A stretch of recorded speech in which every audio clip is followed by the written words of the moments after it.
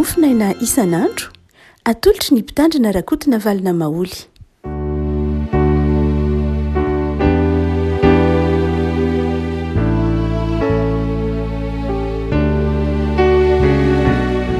Mpifaliana ry havana no iara-banantsika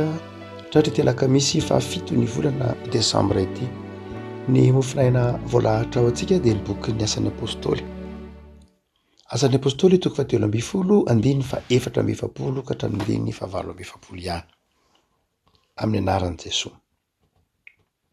Ary noho ny tamin'ny sabata manaraka dia saika tafangona avokoa ny tao an-tanàna rehetra iain'ny tenin'Andriamanitra. Nefa ny Jiosy kosa raha nahita ny vahoaka betsaka dia feno fialonana ka nanohitra ny teny lazain'i Paoly sady niteny ratsy. Ary Paoly sy Barnabasy dia niteny tamin'ny fahasahiana ka nanao hoe ianareo no tsy maintsy nitoriana ny tenin'Andriamanitra aloha. Fa rehefa mandahy izany ianareo ka manao ny tenanareo tsy miendrika azo fiainana mandrakizay dia iny no mitodika makany amin'ny jentilisa zahay. Fa izao no nandidin'ny tompo anay. Efa nanendry ianao ho fahazavan'ny jentilisa mba ho famonjena hatrany amin'ny farany tany ianao. Ary efa nandre izany ny jentilisa dia faly izy ka nankalaza ny tenin'Andriamanitra ary izay voalahatra ho amin'ny fiainana mandrakizay dia nino. Ray Masino manamasirana amin'ny fahamarinana ny teninao ny fahamarinana. Amen. Ny matetika mitranga eo amin'ny fiainana ry havako dia indraindray tsy avy hatrany dia fantatritsika ny dikan'ny antson'Andriamanitra. Misy antson'Andriamanitra mety efa amintsika fa tsy avy hatrany dia mazava ny dikany na ny lalak'izorana na ny heviny. Indraindray dia eny am-pandehanana vao tena mazava le izy. Ary indraindray ara eny am-pandehanana dia mety mandalo zavatsarotra maro isan-karazany midona amin'ny rindrina ahatsiaroa vao mahita ay ve zay ke le sitraponao Andriamanitra. Amin'ny tesan'ny apôstôly toko fahatelo ambin'ny folo ity dia hitantsika fa ny fanamasina no niteny tamin'ny fiangonana tao Antiokia, niteny manao hoe atokano ahy Barnabasy sy Saoly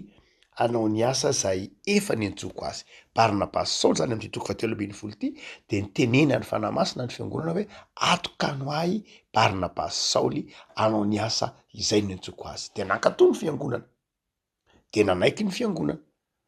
anokana ny Barnabasy sy Saoly handeha hitory ny filazantsara amin'izay asa niantsoan'Andriamanitra azy. Dia nandeha tamin'ny finoana izy mirahalahy, nandeha nitety ny faritra maro tany Seleukia, Kiprosy sy ny sisa rehetra, Pafo. Fa izao teny am-pandehanana teny dia zay vao tena nazava tamin'izy ireo lahy, tamin'ny Barnabasy Saoly zany, ilay planin'Andriamanitra momba azy ireo lahy. Inona ilay planin'Andriamanitra momba azy ireo lahy ka ilazantsika manao hoe misy lafin-javatra indraindray, indrindra moa amin'izao tontolo hoe famaraparanana ny taom-piasana amin'ny asan'ny diakona, amin'ny sampana sy ny sampan'asa maro isan-karazany atao amintsika amin'izao, dia indraindray misy zavatra tsy azontsika, misy miteny aminao manao hoe mba mirotsaha ianao diakona e, mba manaovy ianao anatin'ny sampana e, avy mba miditra mpikambana aty aminay e, andao mba hiara-miasa aminay. Indraindray isika te hanoina an'ireny antso ireny na manoina an'ireny antso ireny, fa indraindray tsy azontsika hoe inona moa zany Andriamanitra ilay tena mission marina, inona ilay tena mission, inona ilay tena asa tena andrasanao amika. Eny makao amin'ilay fikambanana, eny manao diakona, fa ahoana moa zany, inona marina ilay izy. Dia manoloana an'ireny inona ary ny tokony ho toetrantsika. Dia eto amin'ity tantara ity dia manampy antsika lafin-javatra vitsivitsy ity andininy fa atakatra zavatra vitsivitsy andininy fa efatra amby efapolo ka hatramin'ny valo amby efapolo ity. Hotsika manao hoe Barnabasy Saoly dia nanaiky nankatoa izay nampanirahany tompo azy. Izao nefa ny fomba fiasa satria jiosy reto miresaka amintsika reto dia jiosy zay nahita fianarana, jiosy zay nibeazina tamina filozofia grika, jiosy zay nanazaina izy azy, jiosy zay tsy lehibe tany Palestina akory ary, fa jiosy zay lehibe tany amin'ny faritany jentilisa, tany amin'ny faritany tsy jiosy zany. Jiosy firazanana saingy atao hoe diaspora zay no azahoantsika azy. Dia izy roa lahy reo dia tia ny fivavahana jiosy, na Paoly na Barnabasy. Ary dia rehefa nandre ny antson'Andriamanitra izy dia nandray ny filazantsara izy zany. Paoly de resy lahatra fa ilay Jesoa izay no miloana to amin'ny azo fijaliana iny no milohan'ny Jiosy ho mpisandoka, satria ny Jiosy de nanao hoe imposteur Jesoa zany hoe mpisandoko Jesoa tsy zanak'Andriamanitra zany iny de nombona tamin'ny azo fijaliany Jesoa. Paoly kosa de resy lahatra fa sy Barnabasy mazava ho azy de resy lahatra fa iny Jesoa iny ilay Mesia, ary Barnabasy mihitsy izy moa ny antso ny Saoly hoe iny Jesoa iny lay Mesia, iny lay zanak'Andriamanitra, iny le nampanantenaina hatrany amin'ny bokin'ny Genesis toko 13, iny le nampanantenaina tao amin'ny soratry ny mpaminany sy ny afatry ny mpaminany. Dia eo ary izy roa lahy, raha mipetraka eo amin'ny toeran'izy roa lahy isika, itory anazava indray fa Jesoa le zanak'Andriamanitra. Dia ny lalana nozoran'izy roa lahy de zao tsotra be, manazava tamin'ny Jiosy foana izy, tahaka ny lalana nozorandreo apôstôly tao Jerosalema, satria ny apôstôly tao Jerosalema zany ry Jaona, ry Petera, ry Matio dia nitory tamin'ireo Jiosy tao Jerosalema aloha, zany hoe nandresy lahatra tamin'ireo Jiosy tao Jerosalema. Fa lay Jesoa de nitsangana tamin'ny maty, velona lay Jesoa nombona tamin'ny azo fijaliana, velona izy. Reo apôstôly zay roa amby folo na raiky ambin'ny folo tavela tao Jerosalema dia nanazava tamin'ireo Jiosy zay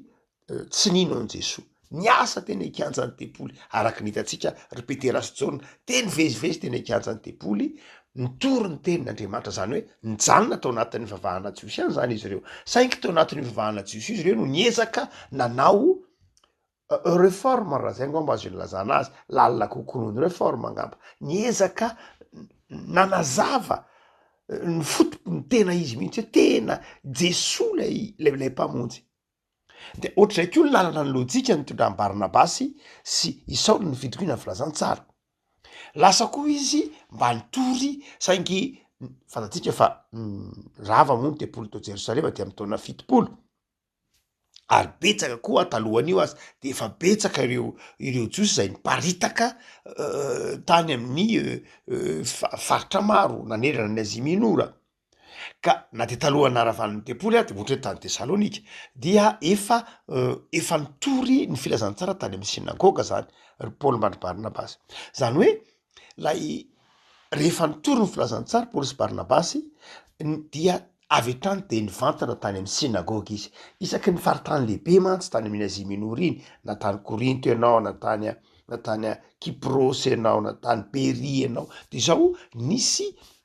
sinagoga ny Jiosy foana. Dia lasa izy roa lahy zany mivantana any amin'ny sinagoga ary mandresy lahatra nireo Jiosy ao amin'ny sinagoga ino fa Jesoa lay mpamonjy. Zay mahatonga an'io andininy faefatra amby efapolo hoe ary nohony tamin'ny sabata manaraka de tafangona tao ivelan'ny tanàna eny ny tenin'Andriamanitra. Raha ohatra ka misy ny sinagoga dia any amin'ny sinagoga izy reo. Ny Jiosy mantsy rehefa misy sinagoga de any amin'ny sinagoga mivavaka, rehefa tsisy sinagoga dia makeny amoron-drano, rehefa tsisy eny amoron-drano de ndraindray mitady toerana hafa anaovana fivavahana. De lasa i Barnabasy sy Saoly zany na Barnabasy sy Paoly lasa mandeha mamonjy reny fivorian'ny Jiosy reny de mandresy lahatra ny Jiosy. Kanjo amin'ity andininy fa 5 sy 6 ty dia tsy nentina ndray an Jesoa ny Jiosy, nandany fampianaran'ny Barnabasy sy Paoly ny Jiosy, ary eo vao nazava tamin'izy roa lahy hoe sao de mba lalana hafa ny tian'Andriamanitra hitondrana antsika, sao de mba tsy eo amin'ny Jiosy ihany ary ny tian'Andriamanitra hijanontsika. Eo vao nazava tamin'izy roa lahy ny andininy fa 9 amin'izay atoko 7 mana hoe nanindry anao fahazavan'ny jentilisa. Zany hoe rehefa nanda ny Jiosy tsy handray ny filazantsara de nihiratra kosa amin'ny mason'izy roa lahy ka miteny manao hoe sao de mba any amin'ny jentilisa ihany, sao de mba tsy tokony hijanony eto amin'ny Jiosy ary ty filazantsara ty, fa mandany Jiosy, fa sao de tokony hisokatra any amin'ny jentilisa, sao de tsy ny Jiosy ihany ary ny antefan'ny filazantsara fa ny firenena manontolo izao tontolo zao. Zay vao nazava tamin'izy roa lahy. Ary de io izy ny teny manao hoe fa rehefa nanda izany ianareo ka manao ny tenanareo tsy mendrika azo ny fiainana mandrakizay dia endro mitodika makany amin'ny jentilisa izahay ary tsy eo ihany paoly no tena zany a fa any amin'ny asan'ny apôstôly toko 8:fahenina de nikopatanana izy de nanao ny jiosy manao hoe lasa zahay andeha ho any amin'ny jentilisa tsy eo ihany hitatsika ny romanina toko 9:10 paoly manazava manao hoe ny fandavany jiosy ny filazantsara nahatonga ny filazantsara hiparitaka any am'izao tontolo zao satria tsy azo avetrany tsy hoe azo avetrany ngeny satria ny olona netrehitra mandrakariva tamin'ny fotoanandro zany manao hoe zao noho izy a ny jiosy dia tokony handray an' Jesoa de ny jiosy mandrakariva no nitoriana ny filazantsara de rehefa avy eo a ny jiosy mandray io filazantsara io mandray an' Jesoa io rehefa avy eo no ho avy ny olona anatona ny jiosy zany hoe lay sary nitondranny ny heveran'ireo apôstôly zany 12 sy ny heveran'ny paoly any de zao manao hoe tahaka an'io ohatrany hoe mouvement centripète zany hoe ny jiosy manontolo aloha no ovanao kristianina rehefa tafahova kristianina ny jiosy manontolo dia manatona kosa zay le mouvement centripète lay fihetsika manatona ny ivo zany hoe rehefa miova kristianina ny jiosy manontolo dia voasitona manatona ny jiosy ny olona rehetra zany hoe tonga manatona any Jerosalema tonga manatona any jiosy manatona vavahana jiosy zay efa nandray an' Jesoa ny olona rehetra eto ambonin'ny tany izay fihetsika izay no neritreretiny reto mpianatra reto fa ho lala ny fitovianany filazantsara hoe miasa mafy aloha ny jiosy na iasana voalohany de rehefa miova fo reo rehefa mipepaky reo mandray an' Jesoa reo dia tonga ho azy kosa rehefa aveo manatona ny jentilisa manatona rehefa firenena handray le fivavahana ao am'lay jiosy tahaka ny hoe am'izay fotoan'zay dia tahaka ny hoe voatelin'lay fivavahana jiosy ny fivavahana rehetra manodidina azy mitovitovy am'izany ihany a ny vavahana silamo ankehitriny lay hoe ny olona rehetra ny manatona makany lameka ny silamo rehetra de manatona makany lameka satria tsy metsika fa izy eo ny vavahana silamo eo de manatona daholo ny olona rehetra izay silamo mandeha manatona makany an'le ivony izay lalan'izay neritreretin'ny jiosy ny apôstôly tany am-boalohany zay natonga azy nylofo mafy nijanona tao Jerosalema zay natonga ny paoly nijanona nitety ny sinagoga mihitsy aloha satria hoe ny jiosy no vahoaka voafidy izy ilay élu izy an'lay nofidian'Andriamanitra no zany dia tsy maintsy atao zay inono ny jiosy an' Jesoa kanjo i Paoly sy Barnabasy eto no nahita maso manao hoe aikay tsy zay le izy so de mba tsy zay ara le izy so de mba mikisaka makany amy jentilisa zany hoe entina manatona ny jentilisa ny filazantsara tsy ny olona ny manatona ny filazantsara fa ny filazantsara ny manatona ny olona tsy ny olona nanatona ny famonjena fa ny famonjena nefa tonga eo amin'ny olona i Paoly sy Barnabasy nahatakatra an'izay teto ary nahatakatra ny hevitry ny teniny mpaminany Isaia manao hoe nanendry anao ao fahazavana ho an'ny jentilisa zany hoe tsy miandry ny fiovam-pon'ny jiosy vo andeha ho any amin'ny jentilisa fa izao mandeha makany amin'ny jentilisa aloha ary ny romanina toko 8:10 zay azavain'ny Paoly de zay mihitsy hoe mbola ho avy mijiosy indray raha no ino an' Jesoa farany fa izao ho avy ilay fotoana tsy maintsy iovan'ny jiosy handray an' Jesoa zao izy aloha mbola tsy mino Paoly fa mialohan'ny hiavian'ny farany de zao tsy maintsy ino an' Jesoa reo Paoly ihany no miteny an'izany amy romanina toko 8:10 ka dia io zany Paoly sy Barnabasy fa nandeha mitety an'izao tontolo zao nandeha zao tontolo zao tam'izany fotoan'izany moa diny Azia minora Eropa nikasa ho any Espagna sy ny tahaka zany Paoly dia niezaka zany izy nitory ny filazantsara tany amy jentilisa ary eo no nahatonga ny vokatra nahatonga ny jiosy indray velom-pelonana ny kristianina rehefa aveo satria ny jiosy mikopaka ny olona natona azy ny jiosy de mikopaka ny olona ny hoe avy manatona ny fivavahanay na avy manatona n'lay Andriamanitra inonay fa ny kristianina kosa sady zay ny kristianina de zao mitondra ilay finoana, mitondra le fivavahana, mitondra le tenin'Andriamanitra, mitondra le filazantsara anatona ny olona. Tsy miandro ny olona anatona fa mitondra kosa ny filazantsara eny akaikin'ny olona. Ary rehefa le filazantsara ny manatona ny olona, de zao le filazantsara manjary manaraka lay toejavatra, lay contexte iainan'ny olona. Raha ny olona mantsy ny manatona nlay fivavahana jiosy, de am'izay fotoan'zay tsy maintsy manaraka ny lalàna jiosy izy, satria ny olona ny nanatona. Zay mahatonga ny Paoly ny teny hoe tsy ny olona nke ny voatery tsy voatery hofrana nke ny jentilisa e. Satria raha ohatra ka ny kristianina no ny olona zany manatona ny vavahana jiosy, de am'izay fotoan'zay tsy maintsy manaraka ny lalàna jiosy izy. Fa rehefa ny kristianina ny manatona ny olona, ny fivavahana kristianina, lay Jesoa ny manatona ny olona, de zao manaraka n'lay contexte iainan'ny olona izy. Tsy hoe manafoana ny lalàna akory sanatria ny vavy, fa lasa ambany ny fahasoavana izy, satria lasa izy ny manatona ny olona, de lasa manao zava-dehibe lay olona ovonjeny izy. Fa tsy lay fomba mpivavahana jiosy itsony no entina manatona ny olona, fa lay filazantsarany Kristy, lay filazantsarany Kristy zay mitory ny fitiavan'Andriamanitra sy ny famelan-keloka. Zay ny nasa, zay natonga an'ireo ry Petera tsy nahazo mihitsy ny teolojian'i Paoly. Zay natonga ny Petera tsy nahazo ny teolojian'i Paoly hoe tokony hofrana ange zay rehetra ny kristianina tokony hofrana, satria manaraka ny vavahana jiosy izy. De Paoly ny teny hoe samy hafa mihitsy, samy hafa mihitsy ny vavahana kristianina sy ny vavahana jiosy. Raha ohatra ka forana izy, hoy Paoly, de zao lasa izy ndray zany no manatona lay fivavahana jiosy. Fa ny fivavahana kristianina tsy zay, fa ny fivavahana kristianina de zao lay filazantsara ny manatona ny olona, fa tsy ny fivavahana jiosy akory no entinao manatona ny olona, fa ny fivavahana kristianina, zany hoe Jesoa sy ny fahasoavana no entina manatona ny olona. Dia noho zany de tsy nila ny forana ntsony, tsy niterena anaraka ny fomba jiosy itsony ny olona. Hitantsika amin'ny asan'ny apôstôly toko 10 ao arinana zao toko isi ny ady hevitra izao hoe hoy Paoly manao hoe zao no izy aleo hitorinany filazantsara ny jentilisa. Afako hotsika Tarim-Piantohana manao hoe mamaha olana inona mo ity tantara ity, mamaha olana ny aminy hoe ahoana ny fiatrehitsika ny asa fanompoana, azotsika avy hatrany ve ny antson'Andriamanitra.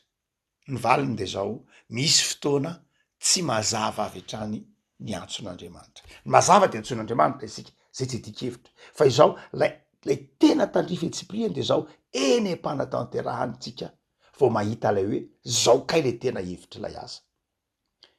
Tsy avy hatrany de omen'Andriamanitra daholo hatrany anao hatrany aty am-piandohanana izy, satria tsy zaka, satria tsy zaka ny loha, tsy takatry ny saina, fa eny am-panatanterahany eny vao mazava tsikelikely hoe aika izao le dikan'lay asanany, aika izao ny dikan'ny antson'Andriamanitra amin'ny Paoly sy Barnabasy. Matoy izy reo lahareo nofanina tany amin'ny jentilisa, matoy izy reo lahareo nahatakana tsara ny filozofia jentilisa, ny grika, matoy izy reo nahalala tsara ny tontolo grika sy ny jentilisa. Efa fanomanana azy zany tany am-polohany, tsy takatry izy reo lahy zany,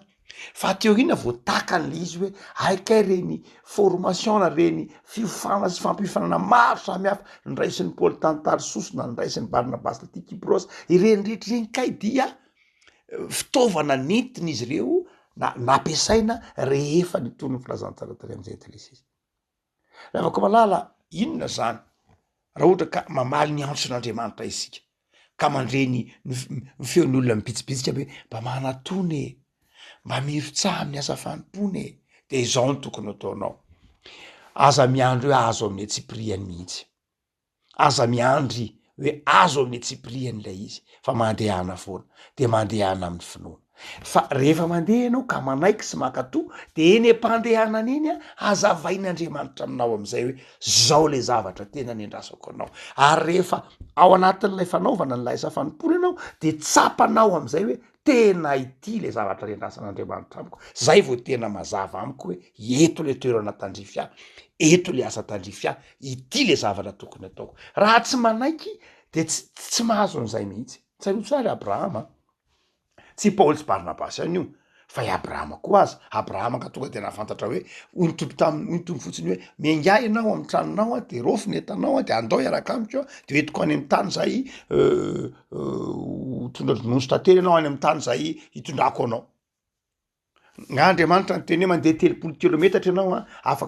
afaka efa-jato taona no any ianao a vo tena ho afa vo tafavoaka ny taranakao amin'ny toeran'io a ho andevozona any Egypte izy a sy gasany tonga tsy niteny zany tamin'ny Tsipriany tamin'ny Abrahama mihitsy Andriamanitra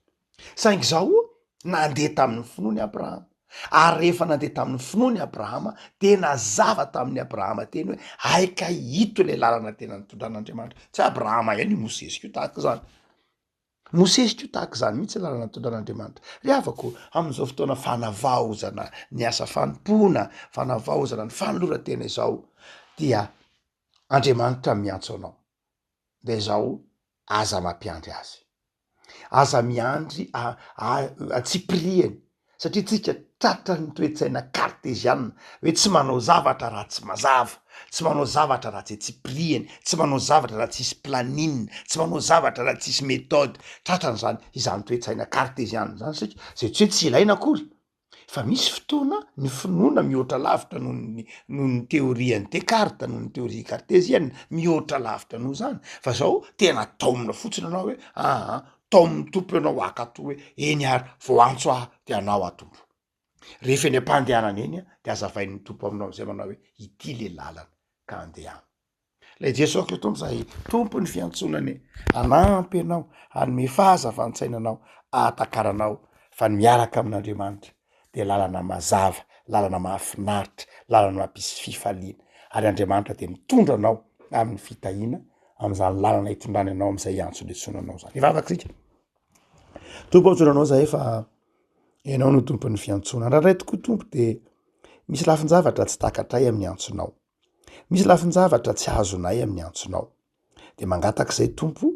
omeo fahazavan-tsaina tary io lara reny am-pandehanana eny mba tsy ho very amin'izay antsony antsonao anay fa hafana fo hatrany ho tianao hatrany azoto hatrany am'izany asa fanomponana itsonao anay zany mivavak'izay tompo ho an'ny olombo antso rehetra ny mpitandrina ny pretra ny mpitondra fivavahana ny mpiandry ny dekona ny loolona kristiany isam-patan'olona reo anivon'ny sampana samy omeno fahazavan-tsaina atakatra ny antso zay nentsoina ho azy avy ka atanterak'izany amin'ny fifaliana asan'ny fanahinao masiny zany de omeo fahazavan-tsaina ny tsirairay ho tia ny antso zay nentsoina ho azy avy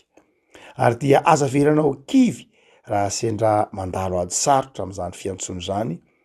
fa mahagaga ny fomba fiantsonao fa ataonao miara-miasa ny zavatra rehetra hampazava aminay ny dikany antso zay nentsoinao anay avy ary na reny zavatsarotra lalovanay amin'ny fiantsony reny ary hay fitaovana hoentinao mampahazava ny dikany antsonay sy ny dikany lalana zay hitondranao anay mangataka aminao zay tompo zao tena ny herinandro zao mombanay mandrakariva mitoera tompony mandrakariva ary ampifaleo mandrakariva zay ao amin'i Jesosy anakao amen